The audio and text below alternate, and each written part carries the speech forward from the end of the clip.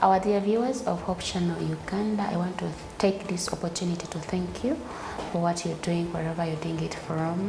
And I want to thank God for your life and my life too as well.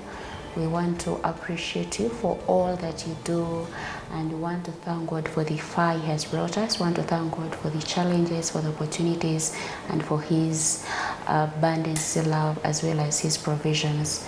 Today we are very happy and very excited. We're going to go into a very interesting topic, and that is disability and financial inclusion, breaking barriers but not dreams. So today we're having a very interesting guest, and that is our very beautiful lady here who's going to introduce herself to us, and we get to know who she is. Dear Patricia, I want to thank you very much for the opportunity to speak to us, and allow me to request you to introduce yourself to the public. Thank you so much. I'm Patricia Tumsini. I'm an entrepreneur and I'm happy to be here. Thank you, Hope Channel, for this opportunity. Okay, so there are some very many people outside there that are living with disability. What motivated you to be an entrepreneur? Okay, there are so many things that motivated me. Yeah, okay, having a disability, it doesn't mean you sit on yourself. You have to compete with the world. Okay, so being an entrepreneur, personally, I studied an entrepreneurship course, and I grew up seeing my dad is a businessman. So I have grown up in the business area. That's what motivated me to be an entrepreneur. Okay, so how does disability affect your finance? You being disabled, is there in a way how it affects your finance or your finances? Oh wow, that is a nice question. Yeah, disability has affected my finances because the cost of a person who is living with disability, in most cases we incur very high costs when it comes to education, to transport means, to the usual life. Because when I personally, I have to get special care, which is different from others, that affects my finances. So we have to incur a lot of money, a lot of costs to live a better life like any other person. So you talked about money. What money problems do you really face? Yeah. Me personally, as a person who is living with a disability, the challenge here when it comes to money is, like I had said, high costs. Because me personally, I need everything has to be special, and when it comes to special treatment, we are always like the things are expensive. Life is so much expensive. Like getting things to use, accessing some different areas, you have to incur so much money in that process. The life is so much expensive. Well, very many people see someone and they don't know what he or she is going through. Are there hidden costs that people don't see that you go through or that you face? Okay. Yeah, in most cases, people meet us on the way and they see us smiling, but there are more hidden financial costs behind. Like I may need a wheelchair or a modernized walking stick, which is expensive. Someone meets you with a nice wheelchair and be like, oh wow, this is nice. But that chair is so much expensive. We have to, like the family has to sell off some property to take care of you, to get someone to take care of you, like caregivers, or to be there for you. Yeah. Okay, so you said you're an entrepreneur. and you are an educated woman. How did the government support you in any way?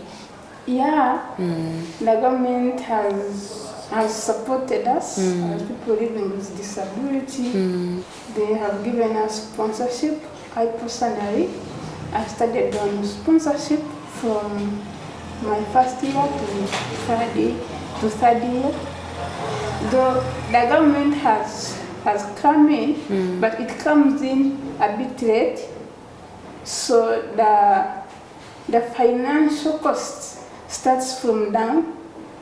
If it's not these parents who are determined to raise their kids, those people down face challenges. Yeah.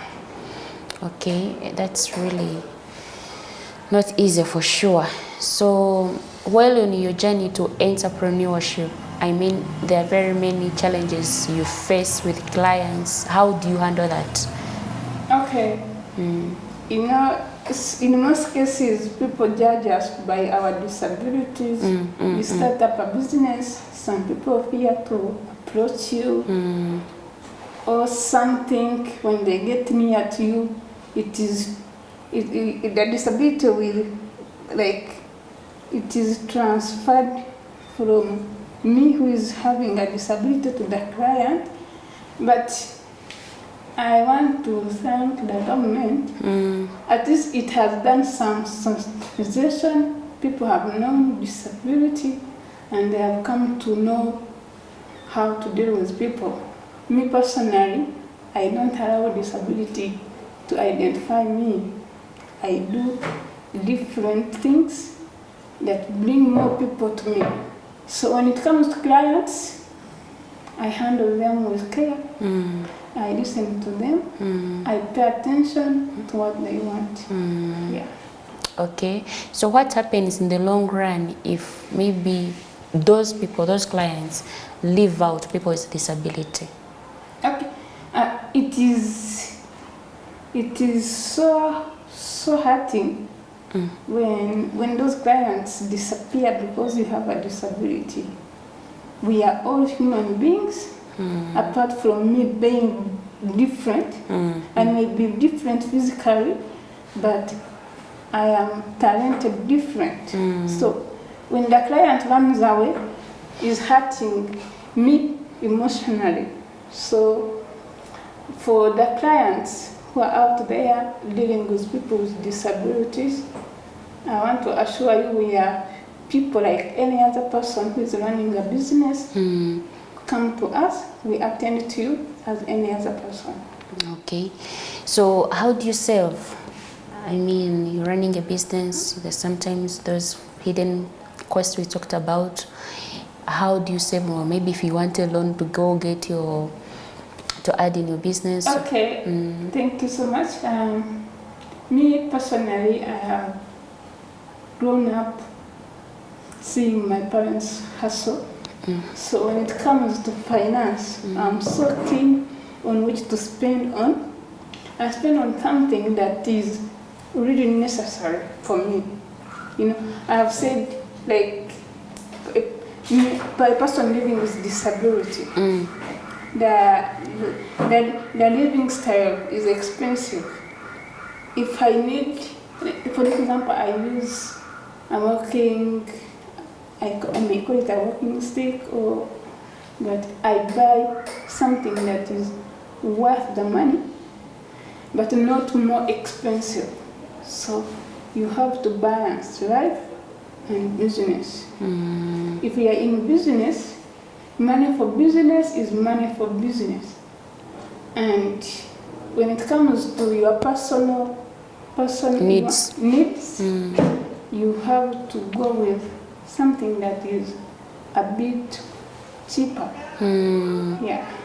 Okay, are there any success stories of maybe someone you saw and maybe motivated you, someone you looked up to in your high school and be like, no, I need to push on? Okay, personally, me, the person that has motivated me right away from childhood is my dad and mom. And then when I started interacting with different people, I have met people with disabilities who are owning big workshops. Like I have a friend in Makerere, he's deaf, and he's running a big workshop. He makes uniforms, badges, like those things. So those are the people that have motivated me to start a business. Okay. So in a long run, have you ever been there, you felt that your dreams are shattered? How did you overcome that? I think the day I thought that my dreams were shattered, there are those days, school time days. My teachers never, I call it, never liked me, or they were ignorant about disability. They would call me funny names according to my disability. And you know, I have challenges in writing, and they would make fun over my writing. So deep inside me, I thought maybe my dream was coming to the end. But you know, as I had said before, when a parent is determined, okay, I used to report everything, and we changed schools until I got the school that understood disability. So my dream now came back. I knew with this I will achieve my dream. Okay, that was really nice, because it's not an easy road. I could say it comes with a lot of difficulty, but we want to thank God for giving you the strength to push on and becoming who you are. The first time I met you, I was like, wow. And getting to know you is getting to love you more, I think.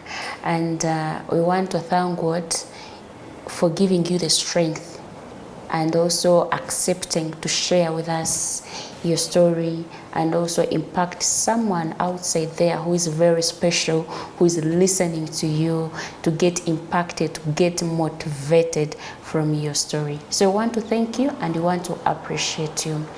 We want to encourage everyone outside there that disability does not mean inability, and we are here to break all those barriers. We need to break those barriers, because in the long run, we are all one people. In the long run, we need each other, and we want to encourage everyone who is outside there living with the disabilities. We need to know that all of us, we are candidates. Actually, we are candidates of disability in a way that you may be on your border, you get an accident. In the long run, we get eyes, maybe you be short-sighted. In the long run, you lose your arm. In the long run, you lose your breast. So everyone is a candidate of disability. So we need to learn to live with people. We need to appreciate who they are, and we need to treat them right. I want to thank you everyone for listening to us. We're going in for a short break. Stay tuned. God bless you.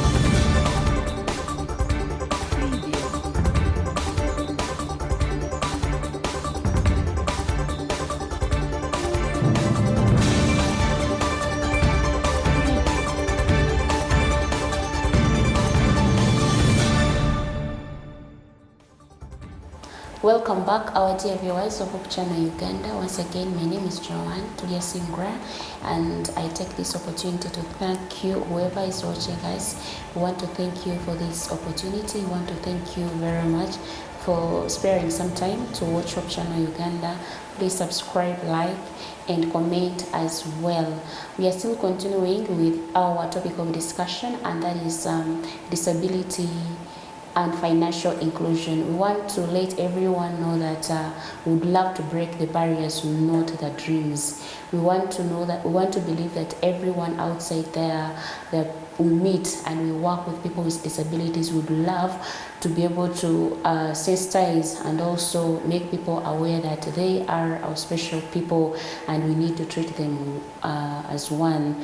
Well, we want to ensure that no one is left out behind, not in life as well as in money. It's very, very important. Once again, I want to appreciate you, my dear Patricia. Thank you very much for accepting to share with us your interesting story. And I believe that someone outside there is going to be impacted.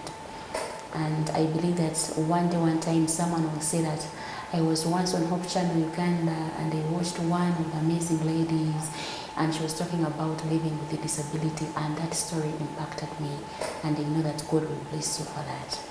So as we continue with our discussion, are there any training programs you trained or people reaching out to sensitize you, to encourage you, to motivate you? Yeah, I have attended different business trainings, especially they happen at MOOCs, at the Entrepreneurship, Innovation and Incubation Center. So they call upon those people with businesses, they take them through different trainings. So I make sure I attend and learn from those trainings. Yeah. Okay. I really wanted to ask you a personal question. Have you ever reached out maybe to a bank or called someone for financial help? Maybe your parents and they turned you down or they didn't help you? Yeah. When it comes to the bank, like I had said before, like the journey of education and this life we are living, of course, parents face challenges. Sometimes they go and they have some loans. So in that time, from primary to secondary, there's a time when my dad faced a challenge of finance, like finance challenge, and we approached a certain bank for a loan. But I don't know what came in their mind when they saw me with my dad. They gave us a wrong process in that maybe in the middle we can fail and give up. So people don't usually give persons with disabilities a loan in the bank because they think we may not be able to pay back the loan. Yeah, so in that process, different banks don't give us loans because they think we are unable to pay back. And there is a friend of mine who went to the bank, which I may not mention here on the TV. They also looked at him and they were like, okay, they give you a process of applying for a loan that is wrong, which will take a bit long, or you go there, you submit, they give you another thing, they change until you give up. Because in their mind, they think a person with disability is unable to pay back the loan. Yeah. So during that financial struggle, how did your dad cope up, or what did he do? Okay, my dad is, I know, there are these people who had their things long time ago. Okay, he had planned, I think he had planned for his life, for his future. He had to sell off the cows, the land, to make sure he comes up with the money we wanted at school. So have you ever felt excluded? Yeah, in many ways.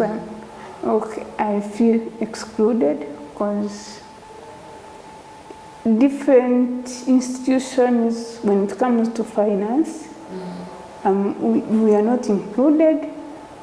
Let me say, in the saving groups, when it comes to giving loans, it is very hard to access a loan because of my disability. And when it comes to saving, different people have different mindset about us. They think we can't save like any other person. So you find you are not included, in that program. Then the community, the schools you went to? Me personally, I have seen so many challenges when it comes to school. It has been a challenging journey. You are discriminated. I was discriminated. I was given different titles, Professor Mlema, because of my disability. And in schools, many teachers, they don't want persons with disabilities to speak out. So whenever I could speak out, they would see a person who is big-headed. They call me big-headed girl up to now, because for me, I speak out. If there's something that I'm not okay with, I will say it. But in the society, people see you in a negative way. They think you're big-headed, you want to talk on everything. So they want us to die in silence, so you don't speak out your mind. By the time you speak out the mind, they quote you to be a bad-mannered girl or bad-mannered person. So is there any community, maybe the church, or that came out to help? Okay, for the church, in most cases, many church leaders think that persons with disabilities, we are cursed, or we have some demons on us. They just see you in this way of praying for you, but they don't come like deeper to know what is happening with you in real life. What they see is the physical disability, and they start praying. In some cases, I may not need a prayer. I may need emotional support yes, or a finance support. So in most cases, churches see us in that angle of thinking we are cursed. They need to pray for us such that the curse can Go away. Go away. Yeah. So what piece of advice would you give to leaders? Okay, the piece of advice I would give to leaders, to every leader out there, I'm requesting each and everyone who is watching, who is a leader, everyone is a leader in their own way. Yes. So enhance or get this person who has a disability closer to know more deeper other than what you're seeing. Involve them in things like financial opportunities, because we are all human beings. We need money. You go in the same market, I go in the same market. You eat the same food, I eat the same food. So let the leaders include these people with disabilities. Yeah, if I come closer to you, welcome me, teach me, advise me. Yeah.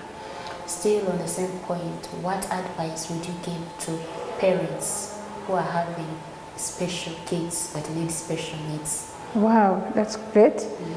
To parents, I've already talked about like disability when it comes to parents. Please be friendly to this person. Get to know the person. You know, in most cases, parents also who are experiencing this challenge, like they have children who have disability. They don't know what disability is.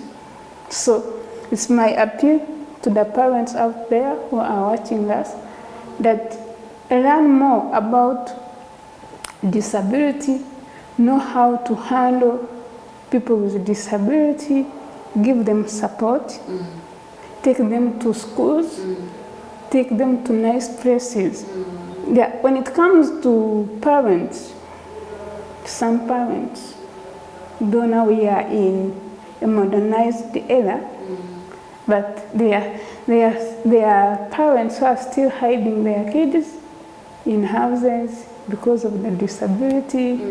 They don't take them to school. When they're going at church, this kid who has a disability is the keeper of the home. When the visitors come, these people don't greet because they have a disability. So I want to call upon the parents, love your kids. The first love for a person living with a disability, it starts away from the parent. So the way you love your kid as a parent, it will attract other people to love them. Me personally, I'm loved because my dad has trained people around him on how to love me. And if you say any negative thing about me with my dad and my mom, the whole family, we don't become friends anymore. So it all starts with the parent. Yeah. So if there is a disabled person outside there who is watching you, what piece of advice would you give to him or her? Okay. The person who is living with a disability outside there, I want to tell you, start early. Start now. Work for yourself. No one is there to work for you. Okay, you know there's this mentality that comes with persons living with disability. They think the government is there to work for them, and they forget they are human beings like any other person. Yeah, I know the challenges are there, but start now. Start with a small business or anything that will generate income and bring food on your table. It always hits my mind when I meet people with disability on the street begging. Yeah, you may beg once. If you get that money, go and use it well to make your life better. That was really so much interesting. Thank you so very much. Our dear viewers of Hope Channel Uganda, we want to thank you once again for listening to Patricia's story, for listening to Patricia's insights. We want to thank you very much for your time. And what I've learned from Patricia is that we are all one. No one should be excluded in all areas of life, be it in finances, be it in life itself, be it in education, be it in accessing finances anywhere, banks, circles. Everyone should appreciate everybody around them, and we learn to love each other just like Christ loved the church. And we want to break these barriers. We want to break these barriers and be part of us. Join the team. We work together. We work for the church. We work for the people we serve as we wait for the second coming of Jesus Christ. Thank you very much for listening to us. Thank you very much for subscribing. Thank you very much for always being with us on this amazing show that is Money Talks. God bless you and shalom.